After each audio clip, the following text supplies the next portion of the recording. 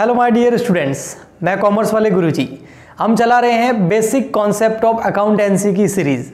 आज के इस वीडियो के अंदर हम बात करने वाले हैं गुड्स के बारे में। वैसे गुड्स के बारे में आप बहुत कुछ जानते होंगे, लेकिन फिर भी उसके कुछ इंपॉर्टेंट पॉइंट्स हैं जो अगर आप ये वीडियो देखेंगे तो आपको बहुत अच्छा भी लगेगा और वो पॉइंट्स आपके गुड्स से रिलेटेड क्लियर हो जाएंगे। तो आइए हम चलते हैं, इस वीडियो को स्टार्ट करते हैं। तो देखिए, आपको यहाँ दिख रहा होगा गुड्स। अकाउंटेंसी के अंदर गुड्स का मतलब होता है माल, यानी कि वस्तुएं। तो अब एक बिजनेसमैन के लिए गुड्स क्या होता है? अगर कोई भी बिजनेसमैन यानी कि कोई भी व्यापारी किसी भी वस्तु को परचेज करता है और उसके बाद उसको सेल करता है, परचेज एंड सेल यानी कि खरीदता है और फिर बेचता है, क्रय एंड विक्रय करता है, वो वस्तु उसके लिए गुड्स है। यानी कि फॉर एग्जाम्पल एक जो है एसी का शोरूम है जहां पर खूब सारी एसियां मिलती हैं।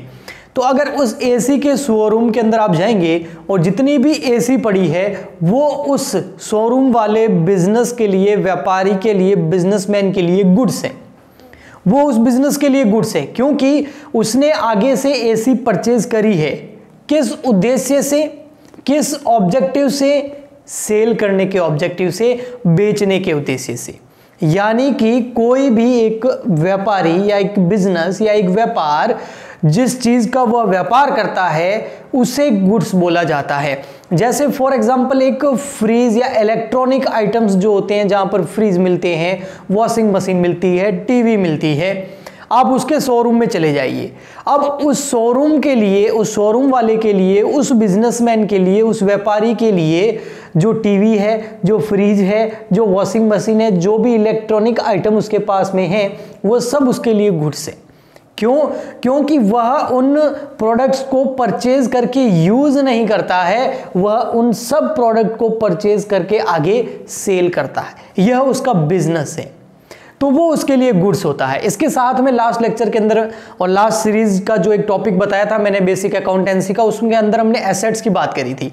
एसेट्स में मैंने बताया था कि अगर कोई भी बिजनेसमैन किसी भी वस्तु को, किसी प्रोडक्ट को परचेज करता है और परचेज करने के बाद में उसको यूज करता है तो वो एसेट्स है। अगर परचेज करता है और फिर उसका उद्देश्य क्या होता है परचेज करने का, आगे उसको सेल करना, तो वो गुड्स होता है। ठीक है, अब देखिए ये तो हो गया सिंपल की गुड्स। अब यहां पर गुड्स जो होता है उसको आगे सेल करते हैं, परचेज करते हैं, सेल करते हैं, परचेज करते हैं, सेल करते हैं। ये प्रोसेस जो एक बिजनेस के अंदर चलता रहता है उसे हम गुड्स बोलते हैं। एक किराने वाले के अगर एग्जांपल दूं मैं आपको, जो किराना शॉप होती है वहां पर उस किराना शॉप के अंदर जितना भी सामान रखा हुआ है किराने का, वो सब उसके लिए गुड्स है। उसके अंदर दाल, चावल, चीनी, जो भी किराने का सामान है सब उसके लिए गुड्स है क्योंकि उसने परचेज किया है, अब उसको वो सेल करेगा। लेकिन उस किराने की दुकान के अंदर आप देखते होंगे जो काउंटर लगा हुआ है, जो उसके पास में फ्रिज पड़ा है या उसके कूलर लगा हुआ है, पंखा लगा हुआ है, जो बिल्डिंग है, वो उसके लिए गुड्स नहीं है। क्यों? उसको वो सेल नहीं करना चाहता, वो उनको यूज करता है बिजनेस को चलाने के लिए। तो ये एक डिफरेंस है सिंपल सा गुड्स और एसेट्स के अंदर। अब मैं आपको बताता हूं, जब हम गुड्स की एंट्री करते हैं, हम जब गुड्स की एंट्री, जनरल एंट्री करते हैं, गुड्स जब भी गुड्स परचेज करते हैं, तो अगर आपने अकाउंटेंसी में थोड़ा ध्यान दिया होगा तो आपको पता होगा जब भी हम गुड्स परचेज करते थे तो उसकी एंट्री क्या करते थे? उसके ऊपर गुड्स परचेज किया, इसके ऊपर रूल कौन सा लगता है? इसके ऊपर आपको पता है रूल लग जाता है अपना रियल वाला, यानी जो कम्स इन होता है उसको डेबिट करते हैं, जो गोज आउट होता है उसको क्रेडिट करते हैं। यानी कि जो वस्तु व्यापार में आती है उसे डेबिट करते हैं, जो जाती है उसे क्रेडिट करते हैं। तो गुड्स परचेज किया तो इस मामले में क्या होगा? For example purchase goods of ₹10,000, यानी कि 10,000 रुपए का माल क्रय किया। तो अब इसकी एंट्री क्या होगी? इसकी एंट्री होगी कि बिजनेस के अंदर रियल अकाउंट जो है उस अकाउंट के हिसाब से अगर इस एंट्री को करें तो उस हिसाब से साफ लग रहा है कि गुड्स तो बिजनेस के अंदर आ रहा है, क्योंकि गुड्स को हम परचेज कर रहे हैं तो गुड्स आ रहा है, तो गुड्स अकाउंट डेबिट। और पैसे जा रहे हैं क्योंकि फ्री में तो कोई देगा नहीं, तो क्या कर देंगे? To cash. लेकिन आपने ध्यान दिया होगा हम गुड्स नहीं लिखते हैं, हम इसकी जगह एंट्री करते हैं purchase account debit to cash. लेकिन अगर इसी की जगह अगर हम एक एसेट परचेज करते तो फॉर एग्जांपल एक जो है हमने अपने बिजनेस के यूज के लिए जो है एक फ्रिज परचेज किया, उसको हम सेल नहीं करेंगे, उसको यूज करेंगे, तो एंट्री क्या होगी? Refrigerator account debit to cash. तो गुड्स के मामले में हम उस गुड्स का नाम नहीं लिखते हैं, गुड्स भी नहीं लिखते हैं, हम लिखते हैं परचेज, और सेल करते टाइम सेल लिखते हैं। लेकिन अगर एसेट को अगर हम परचेज और सेल करेंगे तो एसेट का खुद का उस एंट्री के अंदर नाम आता है। एक ये पॉइंट होता है गुड्स के अंदर। इसके अलावा ऐसा गुड्स जो बिजनेस के अंदर जब ईयर एंड हुआ, हमारा ईयर जो होता है वो दो तरीके का होता है। एक कैलेंडर ईयर होता है जो जनवरी में स्टार्ट होता है, दिसंबर में खत्म होता है। एक होता है फाइनेंशियल ईयर जिसको हिंदी में वित्त वर्ष बोलते हैं, वो अप्रैल में स्टार्ट होता है और 31 मार्च को खत्म होता है। 1 अप्रैल 2000 जो भी ईयर ले लो और नेक्स्ट ईयर 31 मार्च को वो ईयर एंड हो जाएगा। तो जब भी हमारा अकाउंटिंग ईयर हो या फाइनेंशियल ईयर हो, जब भी हमारा ईयर एंड होता है तो हम फाइनल अकाउंट बनाते हैं। फाइनल अकाउंट के अंदर हम trading, PNL, balance sheet, capital account बनाते हैं। तो वहां पर आपने देखा होगा कि ऐसा गुड्स जो ईयर एंड पर बच गया, सेल नहीं हुआ, हमारे लिए वो बच गया, उसको अब हम नेक्स्ट ईयर सेल करेंगे, इस साल वो बिका नहीं, है ना। अनसोल्ड गुड्स बोल सकते हैं जिसको, बिना बिका हुआ माल, उसको हम क्या बोलते हैं? स्टॉक बोलते हैं। तो वो ऐसा गुड्स जो ईयर एंड में सेल नहीं हुआ, बच गया, शेष रह गया, जो बिका नहीं, अनसोल्ड जो रह गया, उसको, उस गुड्स को हम क्या बोलते हैं? उसको बोलते हैं हम क्लोजिंग स्टॉक। इस क्लोजिंग स्टॉक को हम ट्रेडिंग अकाउंट के बाय साइड के अंदर, क्रेडिट साइड के अंदर दिखाते हैं।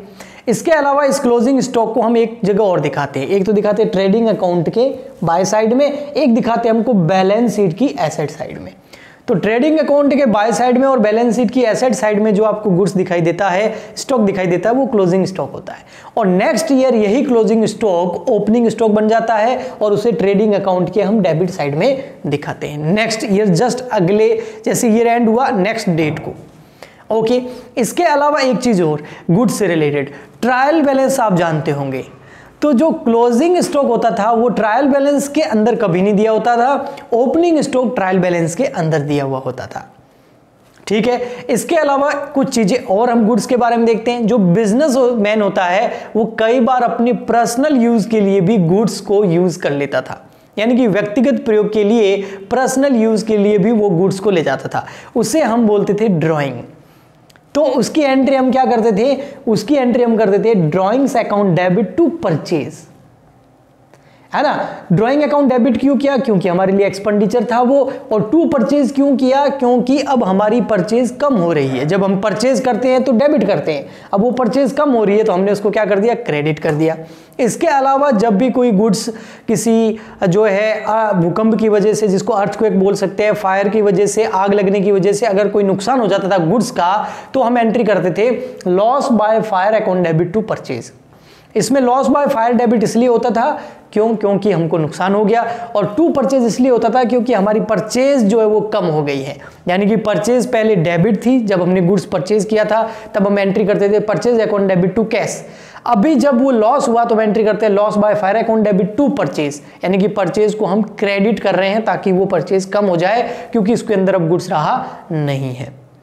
तो ये सिंपली, इसके अलावा जब भी हम गुड्स को सेल करते थे तो हम एंट्री क्या करते थे? अगर किसी भी गुड्स को हम बेचते हैं, जो भी हमारा गुड्स है वो सेल करने के ऑब्जेक्टिव से ही हम परचेज करते हैं, तो उस गुड्स को सेल करने पे एंट्री क्या होती थी? उस पे वही वापस आपका रियल रूल लगता था, यहां पर सेल करने पर गुड्स तो जाएगा और पैसे आएंगे। अगर हम कैश में सेल कर रहे हैं तो एंट्री हो जाती थी cash account debit to sales, goods नहीं। तो चाहे गुड्स को आप परचेज करो, सेल करो, गुड्स डेबिट क्रेडिट नहीं होता है, उसकी जगह परचेज या सेल आता है। इसके अलावा ये एक तरह का स्टॉक भी होता है, हमारे अनसोल्ड स्टॉक के अंदर रहता है, जिसको हम ट्रेडिंग के बाय साइड में, क्रेडिट साइड में क्लोजिंग स्टॉक को और बैलेंस शीट की एसेट साइड में दिखाते हैं। Next year closing stock opening stock बन जाता है और इसके ऊपर अकाउंटिंग स्टैंडर्ड 2 भी लगता है। तो सिंपली, अब ज्यादा वीडियो को लंबा नहीं करूंगा, बेसिक कॉन्सेप्ट ही ऐसी चीजें मैं आपके लिए और लेके आऊं। मेरे से ऑनलाइन पढ़ना आपको डिटेल के अंदर आप चाहते हो, हम तो सर से पूरा हमारा सिलेबस करना चाहते हैं, तो कॉमर्स वाले गुरुजी एप्लीकेशन जो है वो आप डाउनलोड कर लीजिए। ये एप्लीकेशन आपको प्ले स्टोर के अंदर मिल जाएगी, या फिर आपको इस वीडियो के नीचे इस एप्लीकेशन का लिंक भी मिल जाएगा। आप उस लिंक पर क्लिक करके कॉमर्स वाले गुरुजी एप्लीकेशन डाउनलोड कर लीजिए। वहां पर आप मेरे से पर्सनली लाइव या फिर कोर्स परचेज करके फुल स्टडी अपनी कर सकते हैं। अगर आपको ये वीडियोस पसंद आते हैं तो इस वीडियो को लाइक करें, ज़्यादा से ज़्यादा शेयर करें, व्यू बढ़ाइए, सारे कॉमर्स के स्टूडेंट्स तक ये बेसिक कॉन्सेप्ट अकाउंटेंसी के जो बेसिक कॉन्सेप्ट की वीडियो है इसको फैला दीजिए ताकि हम और अच्छे अच्छे कॉन्सेप्ट आपके सामने लेके आ सकें। तो हम मिलते हैं नेक्स्ट वीडियो में, तब तक के लिए गुड बाय।